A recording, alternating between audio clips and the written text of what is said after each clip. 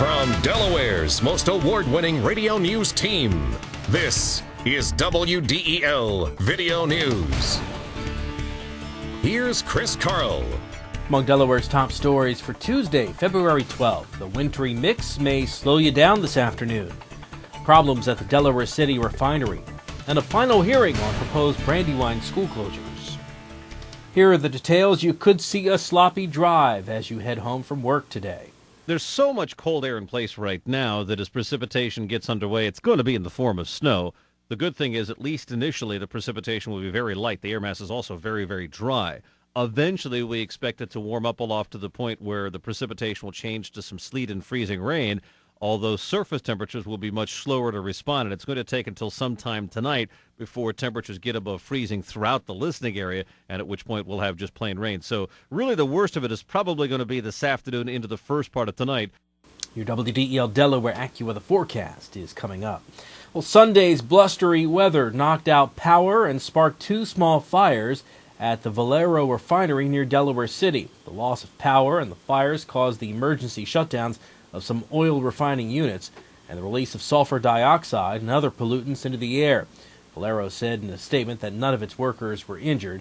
State environmental officials called the developments one of the more significant events in recent years. Valero has said it is spending money to make the refinery more reliable and resistant to weather problems, but state records list 8 pollution incidents requiring public notifications since December. Well, residents did not express much concern at the Brandywine School District meeting last night on proposed school closings. WDEL's Jim Hubmaster reports. At a public meeting at Brandywine High School, those in attendance did not seem too upset with the board's decision to close either Darley Road and Carcroft Elementary and Hanby Middle School, or just closing Darley Road and Hanby Middle School. Ashburn Hills Association President Ian Smith says the Brandywine School District is doing a good job on the public's issues. They are taking a look at the limited busing. They are trying to keep the kids together, and they're doing this through a bigger picture of redistricting and feeder patterns instead of just closing one school down and shipping kids everywhere. The final vote for which schools will close will be February 25th. I'm Jim Hubmaster, 1150 AM WDEL. A state senator has questions for Governor Minner. WDEL News continues in a moment. The best place to buy your new floor is at your local Carpet One store, where we offer true flooring expertise, from a great selection of famous name floors to guaranteed installation. That's something you won't find at those big warehouses, internet sites, or traveling carpet shops. And with our 1,000 store buying power, we offer you the best warranties and the best values in flooring. Carpet One, the one store for your perfect floor. You're the one, you're the one. State Senate Minority Leader Charlie Copeland is asking Governor Minner for details on what he says is an apparent state government hiring freeze. Copeland has sent a letter to the governor asking her to give Senate Republicans more information on the governor's flexible freeze, in which new workers will still be hired for critical jobs like correctional officers. The Greenville Republican says the apparent freeze suggests a problem with funding the governor's recently proposed state budget, and had Minner implemented a freeze last May as called for by Republicans, it wouldn't have been necessary to balance the budget by raising taxes, fees, and tolls. Minner's spokesperson could not be reached for comment.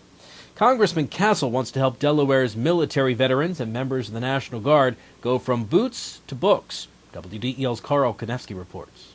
Castle sponsored the Securing Success for Veterans Act, which passed in the House of Representatives last week as part of the Higher Education Act. Speaking at Wilmington University, Castle said the measure will give colleges and universities resources to address the academic, financial, and social needs of veteran students.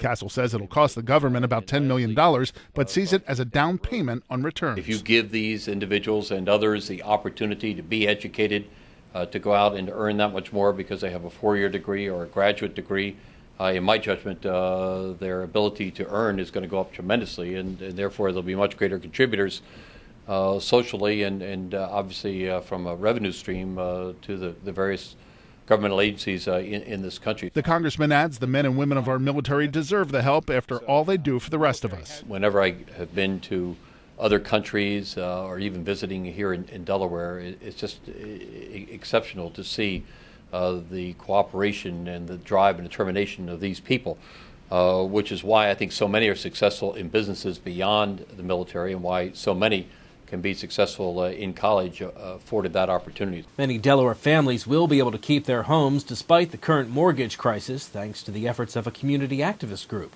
WDEL's Carl Konevsky has that story. Members of Delaware ACORN, the Association of Community Organizations for Reform Now, joined their colleagues around the country via conference call, announcing the signing of a best practices agreement with Countrywide Financial, according to Angela Walker, president of the local group. What it does is makes it mandatory that none of them actually go through a foreclosure without their whole situation being thoroughly looked at and reviewed, just doing everything possible to keep them in their home. The plan calls for Countrywide to extend the initial rates of an adjustable rate mortgage for 5 years for borrowers who can't afford their reset rates and work toward solutions for families who've simply fallen behind due to temporary economic conditions, according to Mary Jane Seebach, Vice President of Corporate Affairs for Countrywide. We're going to evaluate a number of options. Would a repayment plan be in the best interest for them? Do we need to restructure the loan by lowering the interest rate or extending the term? We need to evaluate all those. And we've worked with ACORN to make sure we've got as crisp a process as possible to help address those issues. ACORN hopes to sign similar agreements with other lenders. I'm Carl Konevsky, 1150 AM, WDEL. 20 homeless programs in Delaware are sharing an almost $5.2 million grant from Washington. This funding provides services, to state the obvious, to the most critical needs in this state, those who are in the greatest need. Services like job training, child care, access to counseling, health care, and of course, access to housing, both permanent and temporary. It's all well and good that we provide a place for folks to stay, maybe on a really cold night last night, and that's really, really important. I don't mean to demean that at all. But whether the temperature is 8 degrees outside or 88 degrees outside, it's important that we attack the root causes of homelessness. The money's from the Department of Housing and Urban Development. HUD Regional Director John Bravacos says they wanted to make sure the money got into the hands of organizations who knew where the money was really needed. HUD does housing well. It does urban development well. It really doesn't do the support stuff as nearly as good. So that's why it's been the direction to keep us doing what we do best and provide funding through other organizations to meet the needs. So you've got kind of the whole federal program. Bravacos says they believe the funding will literally save lives. The Sixers round up the Mavs. WDEL Sports and your Delaware AccuWeather forecast coming up.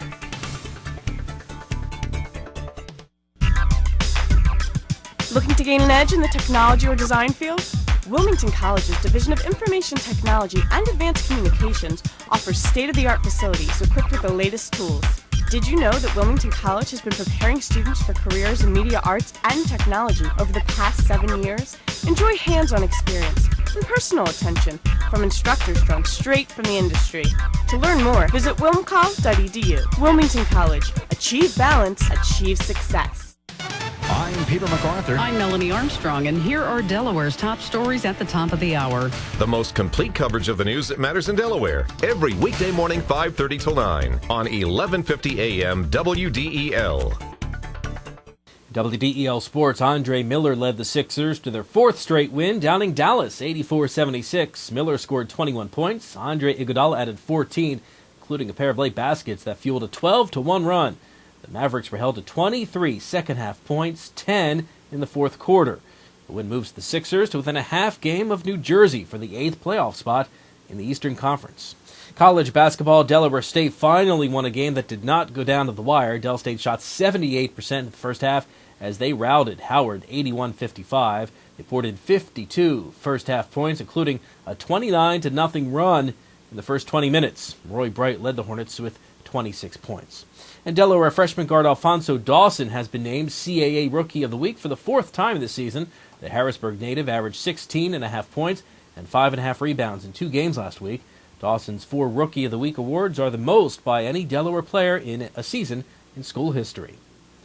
WDEL Delaware AccuWeather forecast: cloudy with occasional snow mixing with and changing to sleet and freezing rain later on today, a high of 30. Tonight, sleet and freezing rain, changing to rain. Temperatures actually rising overnight. Then tomorrow, just rain with a high of 46. Get news updates throughout the day. Delaware's top stories at the top of the hour on 1150 a.m. And to get WDEL News text alerts sent to your cell phone, sign up here at WDEL.com. I'm Chris Carl. Thanks for watching.